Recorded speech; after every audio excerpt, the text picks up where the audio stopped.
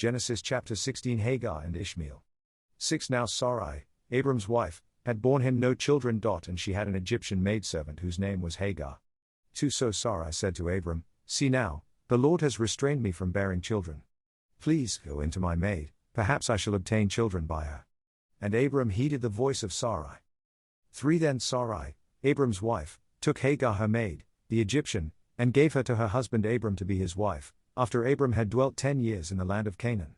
4. So he went in to Hagar, and she conceived. And when she saw that she had conceived, her mistress became despised in her eyes. 5. Then Sarai said to Abram, My wrong be upon you. I gave my maid into your embrace, and when she saw that she had conceived, I became despised in her eyes. The Lord judge between you and me. 6. So Abram said to Sarai, Indeed your maid is in your hand, do to her as you please. And when Sarai dealt harshly with her, she fled from her presence. 7. Now the angel of the Lord found her by a spring of water in the wilderness, by the spring on the way to Shur. 8. And he said, Hagar, Sarai's maid, where have you come from, and where are you going? She said, I am fleeing from the presence of my mistress Sarai. 9. The angel of the Lord said to her, Return to your mistress, and submit yourself under her hand.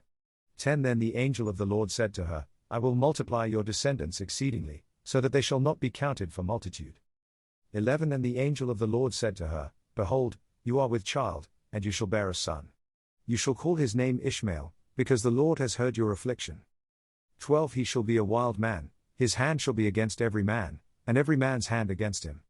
And he shall dwell in the presence of all his brethren. 13. Then she called the name of the Lord who spoke to her, You are the God who sees, for she said, Have I also here seen him who sees me? 14. Therefore the well was called Beer Lahai Roi, observe, it is between Kadesh and Bered.